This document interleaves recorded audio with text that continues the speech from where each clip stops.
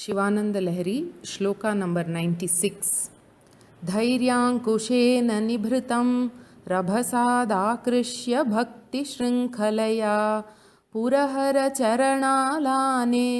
हृदयमदेभं बधान चिद्यन्त्रैः. अन्वय. हे पुरहर, हृदयमदेभं हृदयमद इभं धैर्याङ्कुशेन रभसात् आकृष्य भक्तिशृङ्खलया चरणालाने चिद्यन्त्रैः निभृतं वधाना. In the previous shloka, Sri Shankara Bhagavad Pada said, O Parameshwara, my mind is a hard ground, but your tender soft feet, being conditioned by roaming around on the hard surfaces of the Kailasa mountain peaks, this mind cannot be harder than that. Therefore, please come and stay in my mind always. Having said that, in this verse, Bhagavad Pada says, by staying in my mind, Parameshwara, please take complete control of it. He Purahara, the destroyer of Tripurasura, O Parameshwara, you, Hridaya Mada Ibham, this my mind Hridaya, which is a mad elephant, Mada Ibham. Mada means mad or rogue or elephant in rut. So Ibham is elephant. Now, we all know that an elephant in rut is very difficult to be brought under control. So the devotee says, this my mind also is like that. It is like a elephant in rut. Such a mind, dhairyankushena. Here the word dhairya means being stable and focused, and ankusha is a goad. So using the goad of stability or assertiveness, rabhasat, quickly, fast, that is with great speed, akrishya, bring the mind under your control, bhakti shrinkhalaya, with a strong chain called devotion. Shrinkhala is a chain. Then charana lane, charana is feet, alane means a post to which the elephant's feet is tied with a chain. Chidyantraihi, chit is knowledge about Parameshwara's glories. That chit is yantra, that is the supporting objects. In other words, methods of getting the elephant under control and then tying them to the post. Using such methods, nibhritam, that which cannot be moved or kept under control, so that it cannot go here and there. Like that, very firmly, badhana, please tie it or bind it. In this verse, the word purahara is very important. The king who can destroy all enemies, he will also be good at controlling elephants which are in rut. You, Parameshwara, are Tripurahara.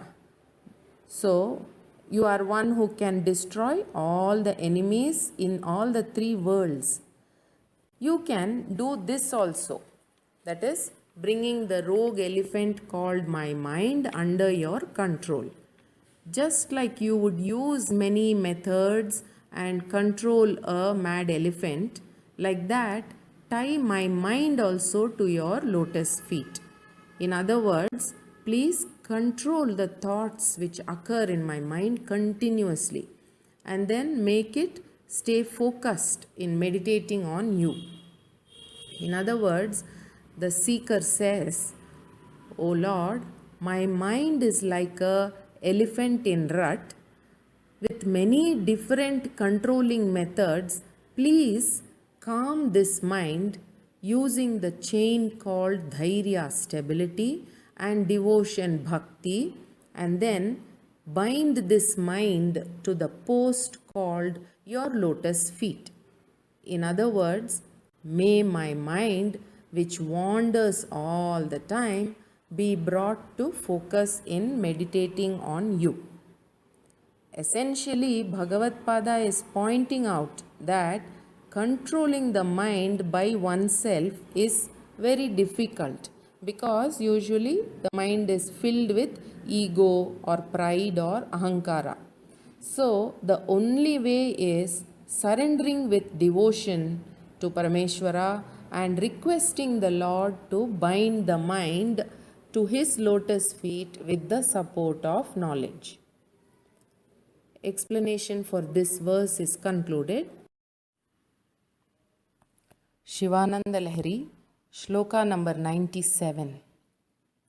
Pracharatyabhitah pragalbhavritya madavanesha manah karigariyan parigrihya nayena bhaktirajva paramasthanu padam dridham nayamum.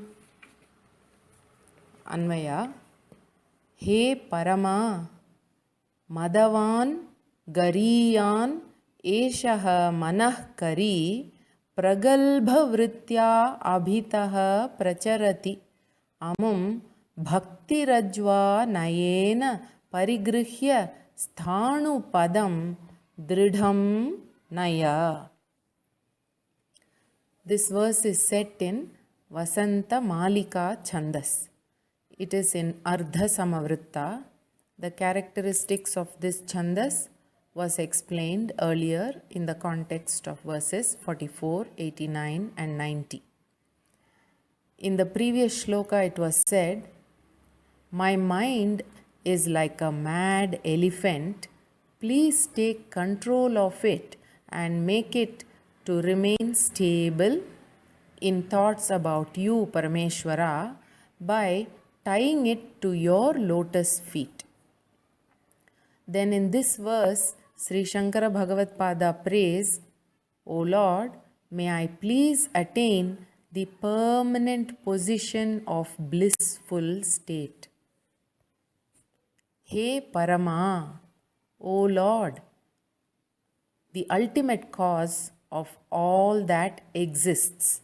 So this word Parama also means aprameya, that is one who cannot be known by ordinary means of knowledge.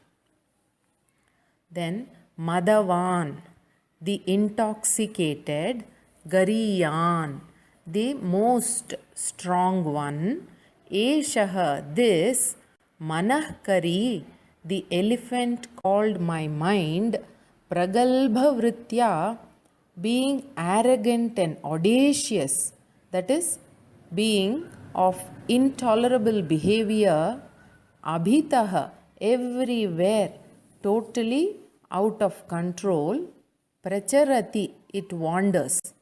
Amum, this elephant called my mind, which is wandering like that, Bhakti Rajwa, with the rope called Bhakti, Nayena, very tactfully by cajoling, etc., Parigrihya, bringing it under your control, Sthanu, to the steady, Padam, the ultimate experience. In other words, Brahmapadam, Dridham, firmly, so that there is no chance of it returning. Naya, please lead it. The seeker doing Saguna Upasana has to mature and in time start doing Nirguna Upasana. That is, worshipping the Lord with attributes initially and then changing over to worship of attributeless Brahman. Essentially in this verse, Bhagavad Pada's prayer is seeking the end, which is Brahmananda. The word Sthanu has varied meanings. It means Shiva. It also means Daru, a wooden stick. Then it means vegetation, etc. In this word, Paramasthano means Lord Shiva's abode, which is a permanent abode. Bhagavad Pada prays, seeking such a place for sure. That is, he wants guarantee that he will attain this place. A human being's personality is made of three gunas: sattva guna, rajo guna, and tamo guna. Of these, tamas is a inert principle and rajas is an active principle. Sattva is a principle of knowledge. An individual's mind works according to the predominance of these principles. These gunas must be disciplined and nurtured in such a way that the lazy, inert natured person must change to become active in nature. Then, such a active person, when he becomes pure or noble in mindset, then he will have a predominance of sattva guna and the mind will be clean, shuddha. In other words, sattva means satyam. It is not itself satyam, it is a step very close to attaining Parabrahman. Parabrahman is satyam. Sattva is the guna which will take one very close to satyam. In other words, the mind should be so totally free from past impressions that then it will be said to be pure, and that kind of a mindset will naturally lead us to absolute truth. So, sattva basically will lead the person to the truth. The term attaining Parabrahman means transcending all these three gunas. Now, how to really understand what is the guna and what is the content of each of these three gunas? This has been explained clearly by Sri Ramakrishna Paramahamsa through an illustration in a story format. There was a very rich man. He was passing through a forest. 3 robbers attacked him and robbed him of all that he had. One of them said, "It's not okay to leave him alive. He will get us to the police, so let us kill him." The second robber said, No, there is no gain in killing him. So let us tie him up to a tree. Then he will not be able to report us to the police. So they tied the rich man to a tree and left. After some time, the third robber returned, untied the rich man, and showed the path which would lead to his house. The rich man felt a sense of respect for the third robber and invited him to his house to be his guest. But this third robber said, No, that's not possible. If I come into town, immediately the police will catch me. Saying this, he left. Now, in this narration, the first robber who asked to kill the rich man is tamoguna. That is, tamas is a mental disposition which leads to destruction in the end. The second robber who wanted to refrain from killing and had the rich man tied to the tree is rajoguna. Rajas is a state of mind which binds a person to the world and keeps him involved in many activities all the time to such an extent that the person cannot find any release at all. Also, it causes the person to forget Ishvara. The third robber implies sattva guna. It is a nature of the mind which shows the way which leads to Parameshwara. In other words, virtues like compassion, righteousness, devotion, etc. are the content of sattva guna, and also you can say expressions of sattva guna. We can understand sattva as the penultimate level in attaining liberation. So, transcending these 3 gunas leads to liberation. Thus, purifying the mind means making an effort in meditating on Ishvara by choosing a relatively less noisy place, focusing the thoughts on Parameshwara, and continuing a practice like this, which will gradually help the mind to be connected with divinity all the time. The more spiritual thoughts are cultivated, the more the mind will become calm and tranquil. So, Bhagavad Pada's message to the seeker is to give this rope called devotion to Ishvara himself and pray to him that he should shower his grace, asking him to lead this mind to the ultimate state of Brahmananda. Explanation for this verse is concluded here. Shivananda Lahiri, Shloka number 98. Sarvalankarayuktam Saralapadayutam Sadhu Vrittam Suvarnam Sadbhis Samstuyamanam Sarasa Gunayutam Lakshitam Lakshanadhyam उद्यद्भूषाविशेषाम् उपगतविनयां द्योतमानार्थरेखां कल्याणीं देव गौरीप्रिय मम कविताकन्यकां त्वं गृहाण.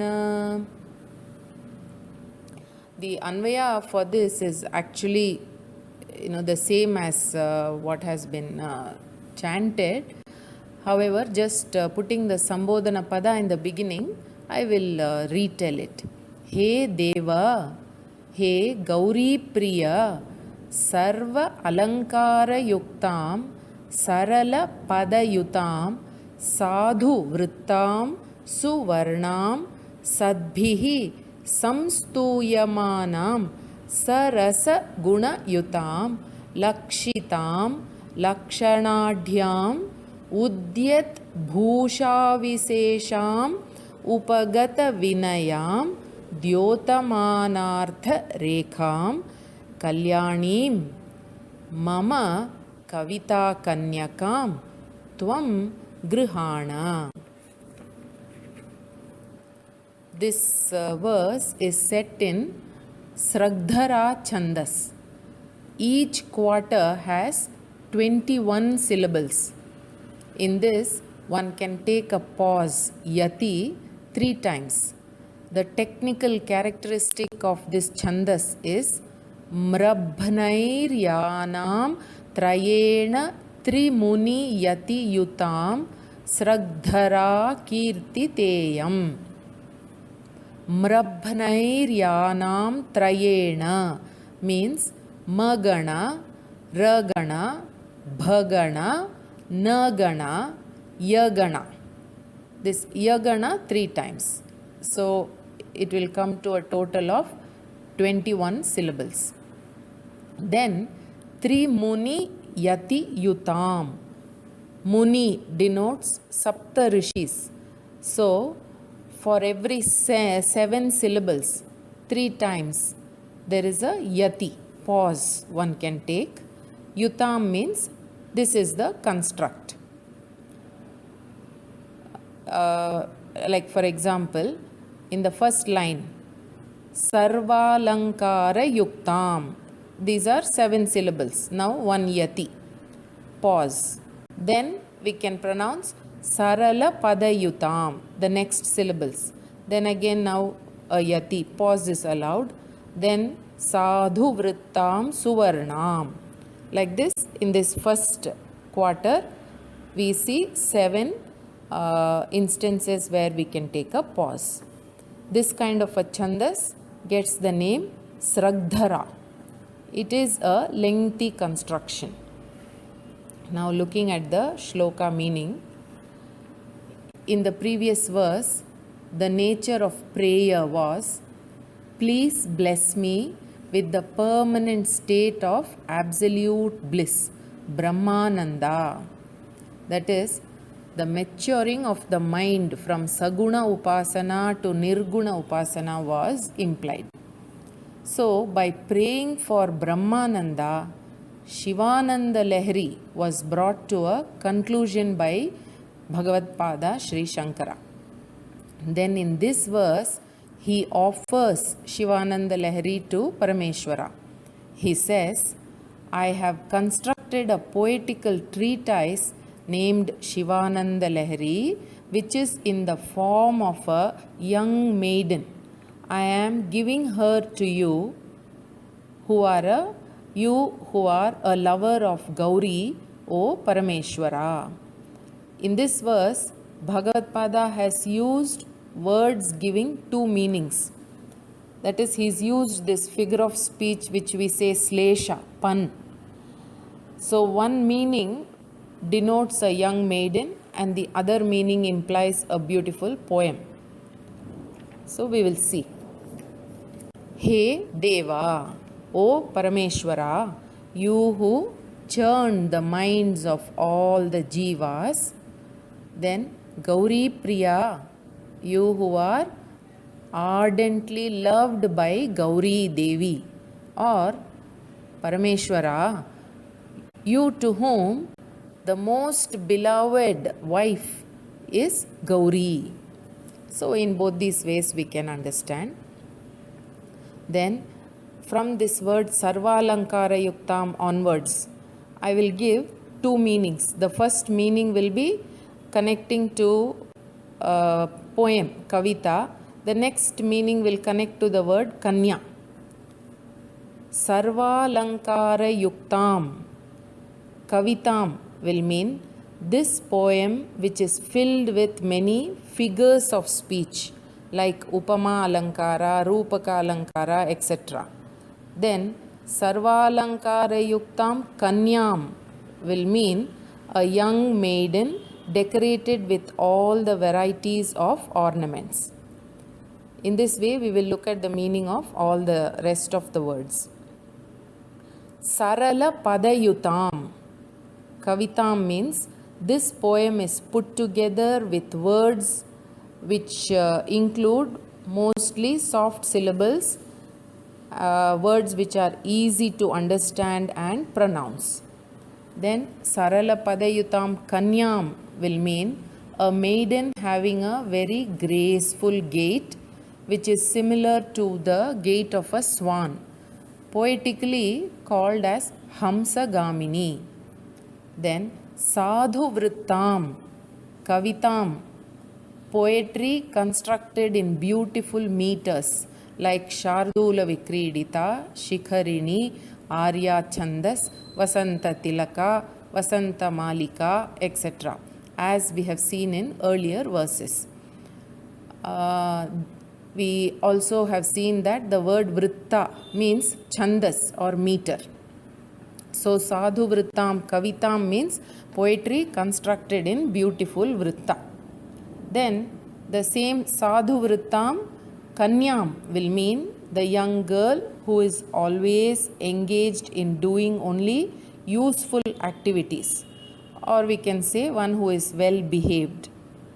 Then Suvarnam Kavitam Nama Varna here will mean syllable. A poem constructed with easy to pronounce soft syllables.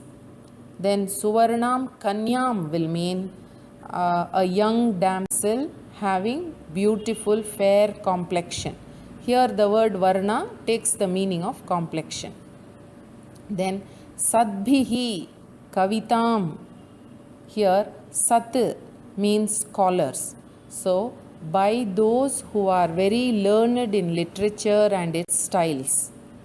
Sadbhihi Kanyam will get the meaning of known by those who are well versed in Samudrika Lakshana, that is, regarding ideal characteristics of beauty in a damsel, those who know about it very well. Then Samstuyamanam Kavitam, Shivananda Lahiri poem praised by the scholars. Samstuyamanam Kanyam will mean beautiful damsel who is praised by the learned people. Sa Rasa Gunayutam Kavitam. There are 9 sentiments in literary compositions, that is rasas. So Shringara Rasa, Veera, Karuna, Adbhuta, Hasya, Bhayanaka, Bibhatsa, etc. All these, and the 3 styles, gunas, called Madhurya, Ojas, and Prasada. This poetic treatise contains all these 9 rasas and the 3 gunas. Then Sarasa Gunayutam Kanyam implies a young girl who is endowed with pleasant mannerisms, sweet dispositions, and attractive qualities.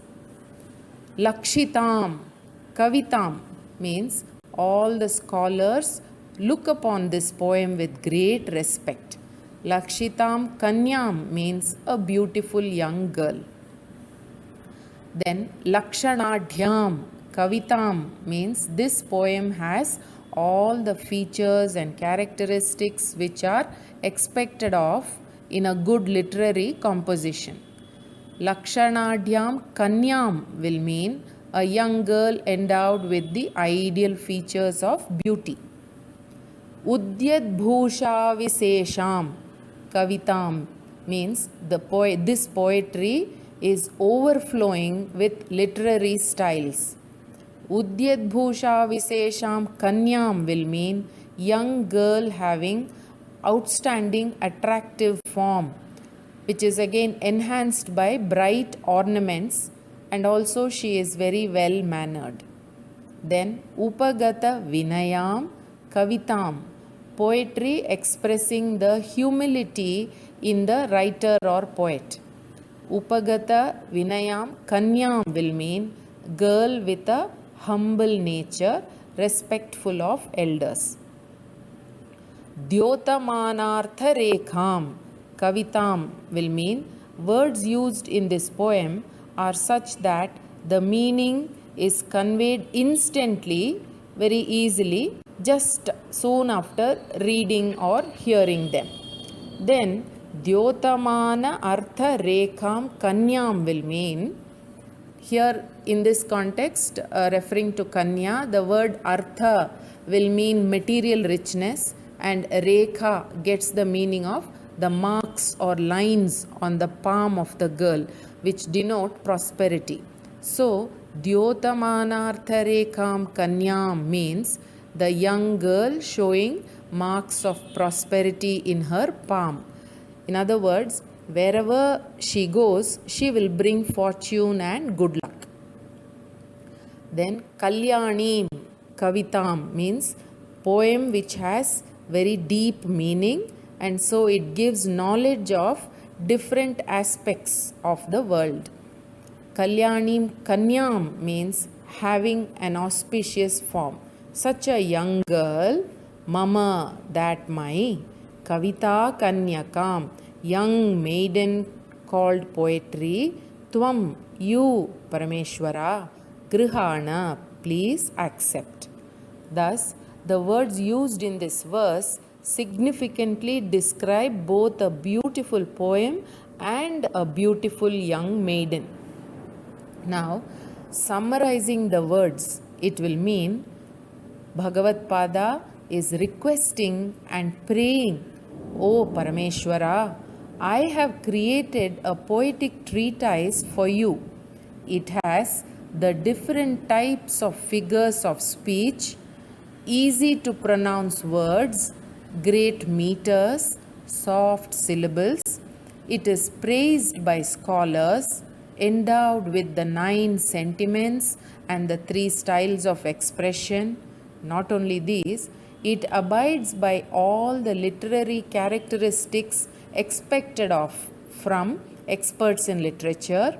It gives the deep secondary meaning, enhancing its beauty of expression, and it also bestows auspiciousness to those who chant it.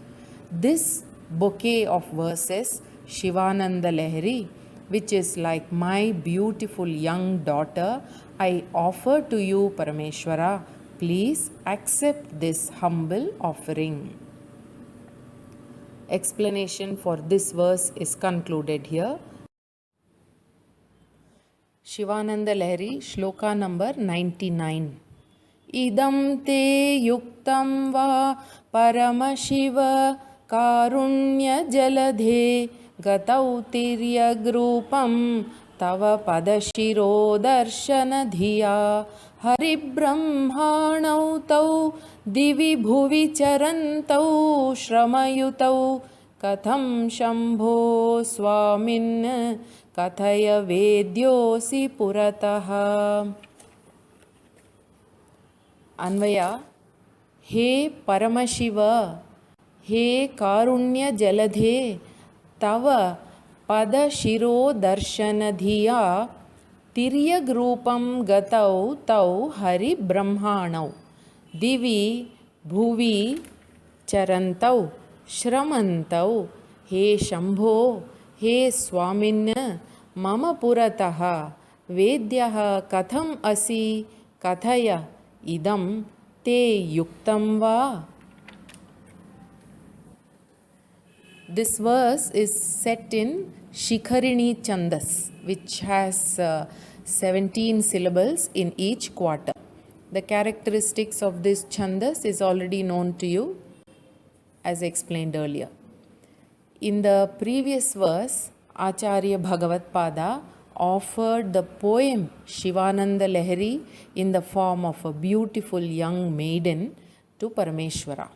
That is, Acharya offered his great work to Ishwara, Ishwara Arpana, giving the readers and listeners the message that may all tread this path of devotion. There is a saying in Sanskrit, Artho hi kanya parakiya eva, which means a young girl always belongs to another family. In that line of thought, offering the poem in the form of a young girl implies that anyway this poem has been constructed and it is meant to bring joy to everyone else's mind. Such a meaning can also be discerned from the previous verse. After making such an offering, Acharya says in this verse, O Parameshwara, you are not known by Brahma and Vishnu also. How am I supposed to know you and understand you? You yourself should give me the capacity to know you. This is the nature of prayer in this verse. He Paramashiva, O Lord, you who are the Lord of all the divine celestials. He Karunya Jaladhe, O Lord, the ocean of compassion. In other words, kindness in you is immeasurable, Parameshwara. Tava, of that you, Pada Shiro Darshana Dhiya. Pada means feet, Shiraha is the head, Darshana to see, Dhiya with such an intention. That is, with the mindset of wanting to see your feet and head region, Tiryagrupam, the form of animal and bird, Gatau, attaining such a mind, Tau, popularly known are they both, Hari Brahmanau, Vishnu and Brahmaji. Divi in the sky, Akasha, that is, Brahmaji took the form of swan and flew high into the skies, trying to locate Lord Shiva's head. Then Bhuvi on earth, Vishnu took the form of boar, Varaha, and he went digging into the earth, below the earth, trying to find Parameshwara's feet.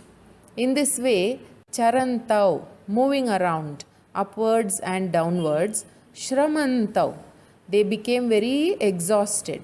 Both Brahmaji and Vishnu could not find your head and feet, and therefore they were very tired of trying to seek them. Then, He Shambho, O Lord Parameshwara, the giver of happiness, He Swamin, O Parameshwara, the Lord of the whole universe, Mama Purataha, in front of me, Vedyaha, in a form that I can perceive you or recognize you, Katham, how is it going to be possible? Asi, in which way you will be? Kathaya, please tell me. Idam, that is you not giving me a vision of yourself. Te, for you. Yuktam va, is it befitting? Do you feel right about this? Until now, you have not given me a vision of you, says the devotee. Then he says, Parameshwara, you also did not reveal yourself to Vishnu and Brahma. Hence, in what form or which way will you make yourself known to me? I have no idea. So, please tell me. Then, not at all revealing yourself is not very befitting of you, says the devotee. This is the intended meaning of this verse. That is, the structure of the verse is like this. Now, Lord Shiva is known as Bhakta Paradhinaha, that is, one who readily blesses his devotees. Not being visible to Vishnu and Brahma is aside, but to his devotees, being known as Karuna Jaladhe, ocean of compassion, he inevitably must reveal himself, is another sentiment which is implied in this verse. As an ardent devotee, Sri Shankara Bhagavad Pada, essentially he prays, since very long I have been seeking to attain a vision of you, Shambho. Since you did not appear before Vishnu and Brahma also, in spite of all their efforts, I have no idea about what is your form. So, please tell me, in which form will you reveal yourself to me? Such is the very humble form of prayer by Acharya Bhagavad Pada. Explanation for this verse is concluded. Shivananda Lahiri, Shloka number 100. स्तोत्रेणालमहं प्रवच्मि नमृषा देवा विरिञ्चादयः स्तुत्यानां गणना प्रसङ्गसमये त्वामग्रगण्यं विदुः माहात्म्याग्रविचारणप्रकरणे धानातुषस्तोमवद्धूतास्त्वां विदुरुत्तमोत्तमफलम् शम्भो भवत्सेवकाः. अन्वय. हे शम्भो, भवत्सेवकाः विरिञ्चादयः देवाः स्तुत्यानां गणनाप्रसङ्गसमये त्वाम् अग्रगण्यं विदुः माहात्म्य अग्रविचारणप्रकरणे धानातुषस्तोमवत् हूताः त्वाम् उत्तमोत्तमफलं विदुः स्तोत्रेण अलम् मृषा अहं न प्रवच्मि इदं सत्यमेव. This verse has been constructed in the meter named Shardula Vikridita. It has 19 syllables in each quarter. The technical characteristics of this chandas has been explained earlier. Now, connecting the nature of Bhagavad Pada's prayer through the last 3 verses, it is seen that firstly, the mind that matured from Saguna Upasana to Nirguna Upasana was surrendered to Parameshwara, seeking his grace in leading such an evolved mind to Brahmananda. Then the Shivananda Lahiri verses were offered in the form of a beautiful young maiden at the lotus feet of Parameshwara. Not satisfied with this complete offering, in verse 99, Bhagavad Pada, in his extremely humble style, sought to know how Parameshwara would reveal himself to the committed ardent devotee. Finally, in the last 100th verse of this treatise, Sri Shankara Bhagavatpada is concluding by mentioning that any number of words seem to fall short in praising Parameshwara because compared to all the other forms of worship, Parameshwara is the one with most glories. Now let us see the verse meaning. He Shambho. Sham means happiness.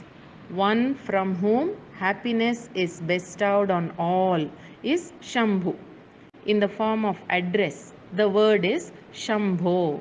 So, O Lord Parameshwara, the giver of happiness to all, He Shambho, Bhavat Sevakaha, the attendants who serve you, Virinchadayaha Devaha. Virincha is Brahma and others means the divine forms or Devatas, popularly known as the 33 crores of Devatas present in all the three worlds. Stutyanam, those who are fit to be worshipped. Ganana Prasanga Samaye, at a time when all the divine forms were being accounted for and a stock was being taken. That is, in a gathering of all the devatas, including Brahma, Indra, etc., when they were having a discussion of who all are worthy of being worshipped, who among them was most eminent, who was most glorious, etc., during such a forum, Tvam, you, Agraganyam, are the foremost. That is, in all the three worlds, you, Parameshwara, are the most befitting one to be praised. Viduhu. So they have all come to understand. Then, Mahatmya Agravicharana Prakarane. Prakarana means context. Then in another context in which the Mahatmyam means the power and greatness in performing activities. Vicharana is discussions and deliberations. That is, in a context when all the divinities had discussions about who is endowed with most power in matters regarding creation, sustenance, dissolution of the universe. That is Agra Vicharana, figuring out who is the foremost, first among all. At that time, Dhana Tushastomavad Hutaha. Dhana means grains, Tusha is husk, Stoma is heaps of. So, in heaps of grains, Hutaha were removed. That is, when heaps of rice grains are winnowed, the husk automatically flies away. Similarly, all the devatas are said to have left. That is literally blown away. Tvam, you, Uttamottama Phalam. Uttama Phalam. So, Uttamottama Phalam, like the core essence of all. That is, when grain is dehusked, the unimportant portion flies away and only the useful part is left. Like that, as you being the most essential core fruit of all, viduhu, they all understood. Therefore, stotrena alam, singing any number of verses praising you will not suffice. Hence, I will conclude this poetic composition. Mrisha, words of lies, aham na pravachmi, I am not uttering. Idam, that is all that I have mentioned from the beginning till now through all the 100 verses about your glories, Parameshwara. It is the same which has been mentioned in the Shruti, Smriti and Puranas. Satyameva, only the truth has been mentioned. In the discussions among devatas also, it has been understood and accepted that there is no second or other, any other devata or form which can be compared with you. you, the most glorious form, Parameshwara, does not exist. That is, no other Devata exists who can be greater than you or even compared with you. In other words, you, Lord Shiva, is the greatest. Now, with these words, Sri Shankara Bhagavad Pada is concluding this poetic composition. Having seen the basic word to word meaning, let us go into some detailed explanation of some of the words. Stotrena alam. This will give two meanings. Here alam means enough. One meaning will be enough number of verses have been sung or written. Then stotrena alam. It is impossible to compose verses praising you and then seeking to end the composition. Or in other words, any number of verses praising you will not be enough. Then, Mrisha na pravachmi aham. Having composed so many verses, one cannot say it is all not true, because all the Devatas themselves have validated the content of these verses when they unanimously came to a consensus in their forum that you are the foremost among all to be praised and worshipped. Moreover, even when they wanted to know who is the Mahamahiman, that is the most powerful, just like husk is blown away from grains, all the others left that forum. All of them arrived at the conclusion that you are the only one who bestows Mahaphalam, which is liberation from samsara. These discussions and conclusions are made by your devotees only, Parameshwara. Thus, among all the forms of divinities worshipped, Parameshwara is the supreme. This is the essential content of the composition by Sri Shankara Bhagavad Pada. Now, we will see a narration from Shiva Purana about the greatness of Lord Shiva. Many ages ago, discussions used to take place among the sages and seers, that is, the rishis and munis. The topic would be about Parabrahman. Note here, in Vedanta Shastra jargon, this Parabrahman is referred to by the term Vastu or Brahma Vastu.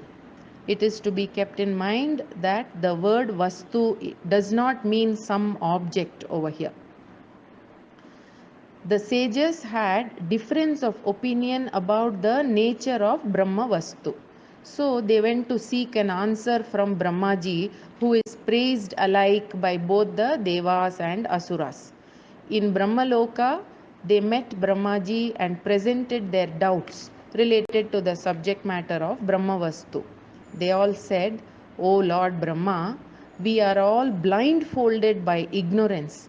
Hence, unable to understand what is the nature of absolute truth. We have been discussing amongst us about Brahmavastu, and none of us is able to come to a proper conclusion in this matter. We are very anxious to have our queries answered. You, being the Lord of everything, all knower, please tell us who is the best among all the virtuous, who is the primordial being, who is the blemishless pure being, who is the form of fullness, who is it that is immortal, by whom has this multifaceted creation come into existence?" Such questions were asked. Then Brahmaji addressed all the sages and the wise and spoke as follows. "I will give you details in a brief manner," says Brahma, "because that Brahmavastu cannot be explained in a few sentences. Even to internally visualize, one should have performed severe austerities over many years. The yogis who have thus visualized the Brahma Vastu see him as a form of Brahmananda, that is absolute happiness and fullness. The wise who have tasted the experience of such fullness are all free from the bindings of samsara. They are fearless beings. They can be perceived as knowers of everything because they have gained knowledge about Paravastu and Aparavastu. The jnanis or the wise are known by their revolutionary thinking and far-sightedness. They will have gained the limitless end. The Parabrahman is said to be in a state of Yoga Nidra, which is an unmanifest meditative state. It is from this Parabrahman, creator Brahmaji, Vishnu, Rudra, the universe as we know, and all of creation, movable, immovable, everything comes into manifestation. This Parabrahman is the causeless cause of all that exists. No matter, any form of creation, that is, anything known as matter and any form of creation can be known without the power of Parabrahman. He is endowed with all the six qualities of lordship. He is the substratum of existence. He is the abode of everything known and unknown. It is He, Parabrahman, who has come to be popularly known as Sarveshwara and Shambhu. The seekers of liberation, that is, the mumukshus and yogis, meditate on Parabrahman internally in the place of the heart region, that is, the space called by words Hridayakasha and Daharakasha. This glorious Parabrahman pervades the universe. He is the self-effulgent cause of all other known sources of light. So, the sun, the moon, stars, lightning, all the luminaries fade in brilliance in the presence of Parabrahman. The luminaries are all dependent for their light, and Parabrahman, being self effulgent, is the only independent source of brilliance. Hence, the Vedas proclaim Parabrahman is Deva, Mahadeva, and Maheshwara.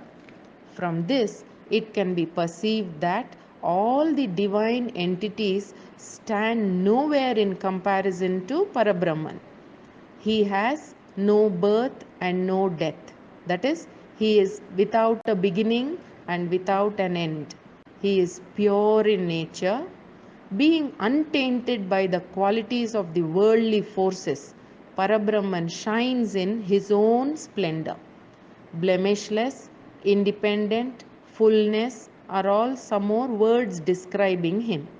He is known as the greatest because there is no one greater or similar in comparison. He is the only Vastu, one in existence. This Parabrahma Vastu is to be known only by means of the most sublime form of devotion. To gain this form of devotion, the noble seekers perform the acts of yajna, dana, and tapas. Further, Parabrahman is known in three forms: Sthula, Sukshma, and Para. The gross form, Sthula, is manifest to us human beings as Devatas. To the yogis, the subtle form is visible. Para means highest order of knowing. Those who lead a lifestyle dedicated and committed to knowing Parabrahman are endowed with highest form of devotion, which in time leads them to visualize and see Parabrahman in its highest order of knowledge. A subtle aspect about Lord Shiva is one who has devotion and nourishes it with commitment gains the end called liberation or mukti. Now, gaining such devotion is possible only if Lord Shiva blesses us. So, worshipping Lord Shiva with devotion, one gains his blessings. Devotion and blessings, they are both mutually dependent like seed and plant. there can be no plant without a seed, and there can be no seed without a plant. One has to strive towards transcending this mutual dependency. Unto that, one has to live a life which is duty bound as expounded in the Vedas. This will lead to a stature in which the merits and demerits earned over many, many births will be neutralized. As a consequence, with Lord Shiva's blessings, devotion begins to be expressed in the seeker's mind.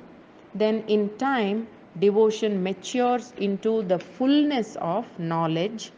Then, Lord Shiva showers more and more of His grace. Then, with continued meditation, the devotee's mind becomes completely free from past impressions and it is rendered pure. Such a pure mind merges and becomes one with Lord Shiva. Further, with his blessings again, this seeker gains liberation known as mukti. In this way, Brahmaji is said to have rendered his teachings about Parabrahman to the sages who came to him with queries seeking knowledge about the Brahmavastu. This is a narration taken from Shiva Mahapurana. With this explanation for the 100th verse of Shivananda Lahiri is concluded.